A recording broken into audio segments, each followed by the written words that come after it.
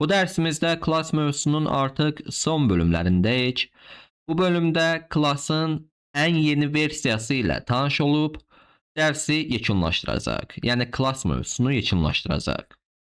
İndi biz gəlin köhnə versiya ilə bir daha tanış olaq. Köhnə versiyada biz nə edirdik? İlk olaraq function yazıb böyük hərf ilə class adını yazırdıq və bunun içərisinə özəllik və metodlarımızı daxil edirdik. Özəlliyimiz this.name'i name'e bərabərləşdirdik, this.age bərabərləşdirdik və user'ın prototipinə user haqqında məlumatları verən bir funksiya yazdıq show info adında və bunun içərisinə konsola adı və yaşı qeyd etdik. Daha sonra iş yeri olaraq bankı seçmiş olduq və bankda işləyən şəxsin adını, yaşını və aldığı maaşı bu şəkildə qeyd etmişik. Və user.call deyərək, yəni user klassından çağıracağımız name və age'i bu obyektdən çağırmış olduğumuza görə this açar sözündə bu şəkildə əlavə etmişik. Ancaq bank klassının özünün xüsusiyyəti olaraq this.salary'ni bu şəkildə qeyd etmişik. Yəni bu artıq bankın, yəni bank klassının öz xüsusiyyətidir. Və gəldik bankın prototipini user'ın prototipinə bərabər etdik ki, user.call funksiyasını çağırdığımız zaman buradakı name və age user klassından alınsın. Daha sonra burada bank olmalı idi. Bura bank yazıram. Üzr istəyirəm. Bank. Və bankın prototipinə show info adında bir funksiya yazdıq. Yəni biz user'ın prototipindəki show infonu deyil də bank klassının prototipindəki show infonu yazmaq istəyirik. Və buna da biz JavaScript'də overriding deyilir. Eyni adlı funksiyanı hər iki klassda yazdığımız zaman əgər mən user klassındakı show infonu yazmaq istəmirəmsə, yəni ikinci klassda, yəni bank klassında eyni adlı funksiyanı çağırmaq istəyirəmsə, bu artıq üstünlük təşkil etmiş olacaqdır və bank.showInfo çağırdığım zaman gələcək bankın showInfo funksiyasını çağırmış olacaqdır. Əgər mən bunu yoruma alsam, baxın bank.showInfo konsolda sadəcə adını və yaşını qeyd etmiş oldu. Yəni gəldi user klassının prototipindəki showInfo funksiyasını görmüş oldu. Əgər mən gəlib eyni adlı funksiyanı ikinci klassda çağırsam, artıq üstünlük təşkil etmiş olacaqdır və burada konsolda adını, yaşını və bir də maaşını görmüş olduq. Console.logda bank klassını yazdığım zaman baxın burada age, name'i və salary'ni görmüş olduq və showInfo funksiyasını görmüş olduq bu şəkildə. Bu dediyimiz kimi köhnə versiyadır, ən köhnə versiyadır və ən yeni versiyası isə necə yazıla bilər? Gəlin bunu görmüş olaq. Yoruma alıram bunları və gəlirəm ən altda. İlk olaraq class yazıram və user adlı klassımız olsun və dırnaqlı mötərizələri əlavə edirəm. İndi yuxarıda baxın name və age yazılıb. Mən gəlirəm bunu constructor içərisində bu şəkildə qeyd edirəm. İlk olaraq name'ini, daha sonra yaşını və dırnaqlı mötərizələri qoyaraq this.name'i bərabər edirəm name'ə, virgül qoyuram, this.age'i bərabər edirəm age'ə. İndi burada nə baş verib? Daha sonra user.prototip.showInfo deyərək prototipə showInfo klassını əlavə edib, daha doğrusu əlavə etmişik. Gəlirəm burada constructordan sonra virgül qoyuram burada. Nöqtəli virgül qoyaq. İndi bura gəlirəm showInfo deyə bir funksiya yazıram bu şəkildə və eynən bunun içerisinde yazdıklarımı gelip burada da yazıram. Ve kodumuzu sərgəli hala salaq. Daha sonra bank klası yaratmışıq. Eyni şəkildə bunu kopyalayıram. Gəlirəm burada bank yazıram. Və bunun konstruktorunda nələr var? Bunun xüsusiyyət olaraq name, age və salary var. Name'i, age'i və salary'ni yazırıq. Daha sonra burada user.call diyerek user klasında olan name ve age'i call metodundan istifade ederek bank klasının içerisine xüsusiyyətləri bu şekilde yazdırmış olduk.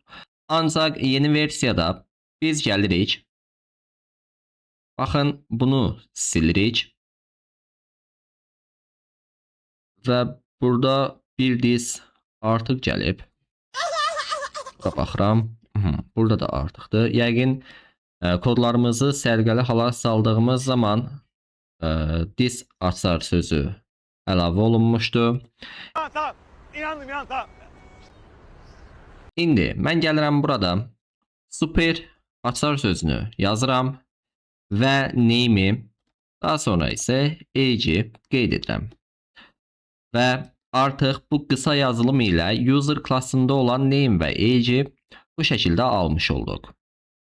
İndi ondan sonra nə yazmışıq? Show info adlı funksiyamızı qeyd etmişik. Onda gəlirəm üzərinə maaşı əlavə edirəm. Və bunun da üzərinə this.salary'ni yazmış olam. Və demək olar ki, artıq işləmimiz sona çatdı. Mən gəlirəm bunları, daha doğrusu bu üçünü kopyalayıram və buraya əlavə edirəm. Bunları yorumdan çıxaraq xətamız oldu. Bunu yani Super açar sözündə biz xəta etmişik. Bank klasında miras alma işləmini həyata keçirməmişik. Yəni baxın, object create deyərək user'ın prototipi ilə bank prototipini bir-birinə bərabərləşdirməmişik. Yəni miras alma işləmini həyata keçirməmişik. Yəqin ki, this açar sözü məni çaşdırdı. Gəlirəm burada extend açar sözünü yazaraq user klasını bu şəkildə qeyd edirəm. Yəni artıq miras alma işləmini extend açar sözünün köməyi ilə artıq həyata keçirmiş olduq. Artıq bu açar söz user klasının özəllik və metodlarına əlçatan etmiş oldu. İndi konsola baxırıq. Burada yaş undefined, maaş undefined deyə gəlmiş oldu. Yenə ad olaraq 50 gəldi. Yenə harada səhv etmişik. Ben bunu hak etmedim. Ben bunu hak etmedim. Üzr istəyirəm. Biz nə üçün burada düzəlişlər etməmişik? Bax, onu başa düşmürəm. This.salary bərabərdir salary deyirəm. Və yaş yenə də undefined olaraq gəlmiş oldu. Səbəb nə idi?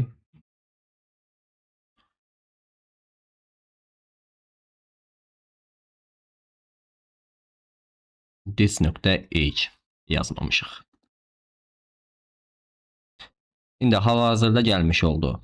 Vallahi çok sevindim. Vallahi. Allah çok heyecanlıyım. Tamam, Yemin ediyorum. heyecanlanma. Allah çok heyecanlandım lan. Vallahi çok heyecanlıyım. Yəqin ki, biz kodları səliqəli hala saldığımız zaman bəzi açar sözlər silinmiş olsun. Yəni buna diqqətlə baxmağınız tövsiyə olunur. Çünki əgər belə bir halla qarşılaşsaz, bilin ki, ya kodu səliqəli hala saldığımız zaman bu sözlər silinir, ya da ki biz özümüz yazmamışıq.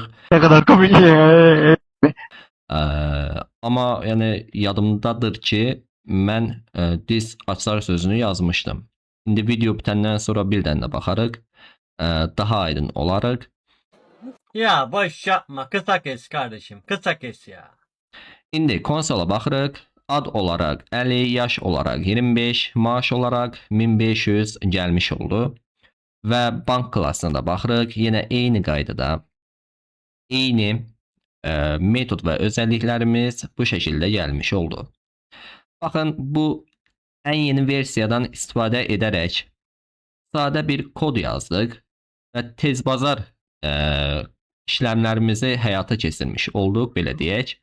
Yəni gəldik bura, bankın prototipini user'ın prototipinə bərabər etmək üçün object.create metodundan istifadə etmədik və yaxud da ki, show infonu prototipə bərabər etmək üçün gəlib bu şəkildə yazmadıq və ya nə bilim user.call metodundan istifadə edərək user classının özəlliklərini bu şəkildə yazmadıq. Gəldik sadəcə 200 açar sözdən istifadə edərək miras alma işləmini extend vasitəsilə həyata keçirdik və user'dan, yəni user klassından özəllik almaq üçün isə super açar sözündən istifadə etdik və prototip yazmayaraq funksiyamızı bu şəkildə yazmış olduq. Yəni ən rahat versiyası budur JavaScript-də. Bunu da sizlərə çatdırmış oldum. Bu dərsimizdən də bu qədər. Gələn növbəti dərslərimizdə görüşənə qədər özünüzə yaxşı baxın. Hələlik.